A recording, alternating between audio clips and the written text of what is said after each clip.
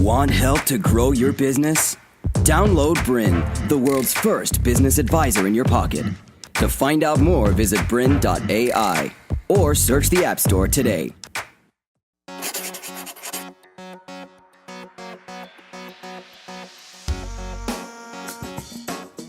Hi, my name is Kate Toon. Hello, I'm Jesse Forrest. And welcome to Write for Business. This is the show where we teach you how to write the right words to attract more customers, leads, and sales. In this episode, we're going to take you through how to write more effective and engaging headlines that are really click-worthy and grab people's attention online. That came up in just a moment. Before we begin, Kate, I heard that you're a hula hooping fanatic. What's up with that? I kind of love a bit of hula hooping. I'm not good at it, I will admit, but what I lack in skill, I make up for with enthusiasm. I'm terrible. The one lesson I had, I failed. Maybe you can give me one after the show. Yeah, we'll make that happen. Let's get stuck in. So today we're talking about how to write killer headlines. Now we touched on this in a previous episode, Web Copywriting 101, but we wanted to dig a bit deeper because we feel that headlines are really one of the most important bits of copywriting. Yeah, absolutely one of the top important bits. And, I know we've got a lot to say about it in this episode. So the headline has a lot of work to do. It needs to do 4 things, maybe a few more, but these were my top 4. It needs to explain, it needs to intrigue, it needs to entice, and it needs to encourage. So let me break that down a little bit. By explain, again, we've touched on this before, but it needs to make it clear to the reader what they're about to read, what this page is all about, what this email is all about. With intrigue, it needs to really get someone's attention. We have to make people stop in this busy internet world with so many things to read. It needs to be intriguing enough that people are actually going to stop and read it. It needs to entice and encourage. So it needs to encourage people to take action, to keep reading, or to do whatever it is that we want them to do. Absolutely, so important. And here's someone we both know, an old man with a quote, so we know it's accurate. Good old David Ogilvy. And I made that joke in a previous episode. And really what this is about is 80 cents in your dollar. Well, what does that mean? Well, 80 cents in your dollar means that if you're going to invest $1 in writing copy, you want 80 cents of that to be invested in the headline. Yeah. Because it is so important. Without a headline that grabs your target market's interest and attention, they're not going to read the rest of your copy, so it won't even matter what you write afterwards. Yeah. Now, an important distinction I like to make with headlines, and I'm sure the old bloke will agree, is that your headline really should be written for your target audience, not for everybody.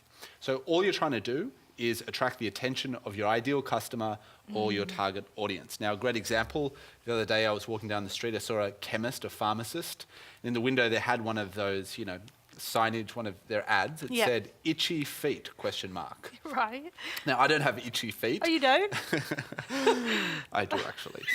But it will only grab the attention of people who have that problem. They're going to stop and go, oh, yeah, I should do something about that. I'll just go and buy the itchy feet stuff. Go and buy the itchy feet solution. But everyone else, they're going to walk straight on past, and that's okay because you're only trying to get the attention of your target audience. That's it. You can't appeal to everybody, and if you do try and appeal to everyone, you can become a little bit vanilla. We're going to go into that in a bit more detail. Yeah. Another way that you can interpret David's quote here is that really a lot of people argue that 80% of people will read the headline and only 20% of people will read the rest of the article. So really, once they've read the headline, that's your chance. Your chance is gone. Very few people will actually carry on and read. And I know that from experience that people will often tweet an article or share a piece of content without actually reading the whole thing. Maybe they just read the headline, they think that's cool, they want to be seen as an authority, so they share it without reading the full article. So it's even more pressure on your poor little headline. And the truth is that a great headline can make the difference between scrolling on by and a click. We're going to teach you how to do that in this episode today. So getting started, obviously there's a few things that we need to do before we get started with writing headlines. Yeah, we can't just sit down straight away with a pad and paper and just come up with something awesome. We need to take a few steps first. And the first step that I usually take is to think about 3 things. first of all, what's the goal of my headline? What am I trying to do? Am I trying to just get someone's attention? Am I trying to earn a click? Am I trying to explain something? And then, as you said, who's it going to be read by? Who is my audience? And what kind of headlines are they going to like? What's going to appeal to them? And then in terms of location, where will it be seen? So today we are talking more around headlines for blog posts and articles, but the tips are applicable to most types of copywriting. Yeah, absolutely. But you do need to think about this. Is this a headline for a sales page? Is it a headline for a blog post, a video article? Is it going on social media, in an email subject line? You need to understand the main area it's going to be seen in before you write it. Know your audience. We touched on that earlier with Ogilvy. You've got to really understand your audience, but not just on a superficial level, like their demographics. Yes. You definitely want to know, about them on a deeper level. And I would say things, and I know you've got this great acronym with yes. fear, Beliefs, desires, fears. BDF. Huzzah! So BDF, you should have a really good understanding of your target audience's BDF, belief, desires, and fears. And they all are completely different. Yeah, and each target exactly. market has different fears. Yeah, so maybe we could use itchy feet as an example. But that's a good example. Your customer who has itchy feet, maybe their preconceived belief is that nothing's going to fix their problem, or that they're fine, they just need to get some new stocks or something. So we need to understand what their beliefs are about your product and service before we can start selling to them, before we can start writing headlines that meet their need. Their desire, what would your desire be? Well, let's say to have less itchy feet. Yeah, and I would start out, often my first paragraph is just a couple of questions that I know my target audience are going to say yes to. Yeah. And often that's to do with their problems. Yes. Or I might say their fears. Yeah, their fears. Sometimes the fears can be feelings as well. So, but fears might be that this product is going to be super expensive, or that it's going to have side effects, or whatever. So all of that will help us come up with a headline. Now, your chemist, for example, came up with something very simple, just itchy feet. But there's many different ways you could have approached it. And that was their location, I would say, because their signage is very limited, just like a billboard. Very true. So if they'd written, let's say, the product description on a web page, they could have a lot more room to write a much more detailed headline. Yeah, that's really true. So then at that point, they've really thought about the location of the headline. They've got a few seconds as someone's walking past a window, got to get their attention quickly. So say what it is. Itchy feet, question mark.